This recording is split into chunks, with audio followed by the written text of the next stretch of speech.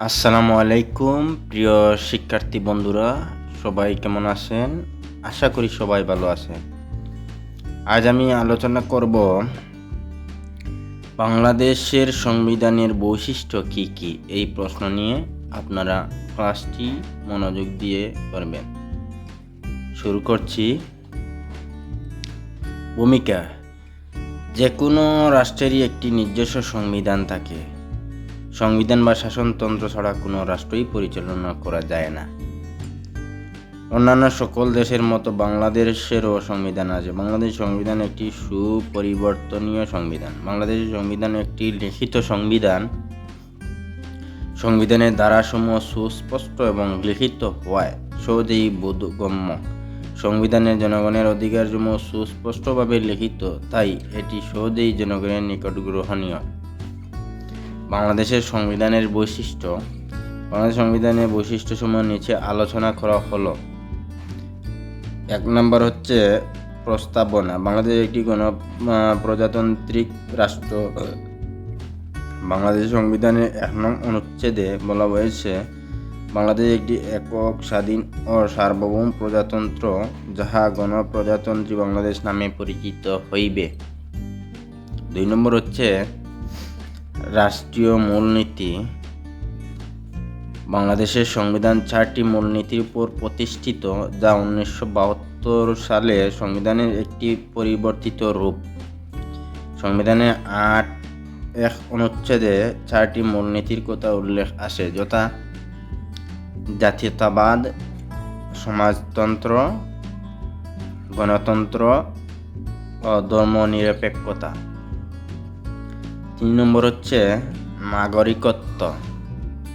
বাংলাদেশের সংবিধানের 101 নং অনুচ্ছেদে জনগণের নাগরিকত্বের কথা বলা হয়েছে। দেশের জনগণ নাগরিকত্ব আইনের দ্বারা নির্ধারিত ও নিয়ন্ত্রিত হবে। 2 নং অনুচ্ছেদে বলা হয়েছে, বাংলাদেশের জনগণ জাতি হিসাবে বাঙালি এবং নাগরিকগণ বাংলাদেশী বলে পরিচিতি হইবেন। 4 নম্বর হচ্ছে মৌলিক অধিকার। বাংলাদেশের সংবিধানে 27 থেকে 47 অনুচ্ছেদে পর্যন্ত মৌলিক অধিকারের কথা বলা হয়েছে। নাগরিকের মৌলিক অধিকার নিশ্চয়তার বিধান করা হয়েছে। মৌলিক অধিকারের সহিত অসঙ্গতিপূর্ণ যে কোনো বিধান বাতিল বলিয়া গণ্য হবে। প্রিয় শিক্ষার্থী বন্ধুরা, মৌলিক অধিকারের মধ্যে রয়েছে চলাফেরার স্বাধীনতা, সমাবেশ, সংগঠন, চিন্তা ও বিবেকের স্বাধীনতা, বাক স্বাধীনতা, পেশা ও বৃত্তির স্বাধীনতা প্রভৃতি উল্লেখযোগ্য।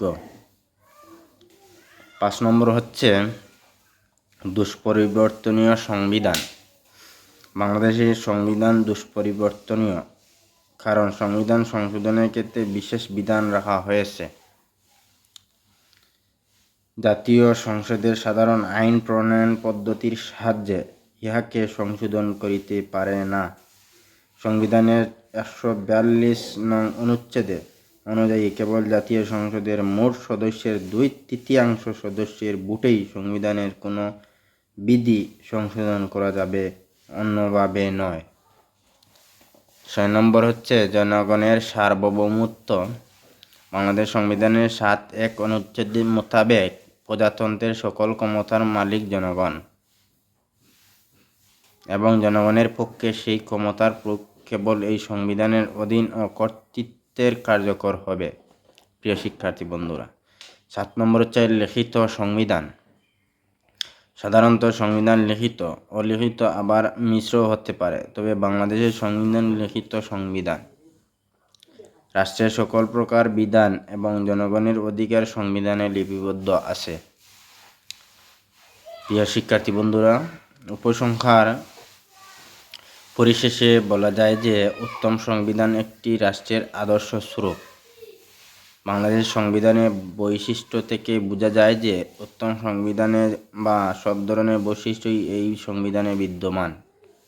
তাই বাংলাদেশের সংবিধান হলো দেশের সর্বোচ্চ রাষ্ট্রীয় আইন, যার বিধিবিধান সকলের কাছেই গ্রহণীয়। প্রিয় শিক্ষার্থী বন্ধুরা, আজকের বারের ক্লাস এখানেই সমাপ্ত। সবাইকে ধন্যবাদ। আসসালামু আলাইকুম ওয়া রাহমাতুল্লাহি ওয়া বারাকাতুহু।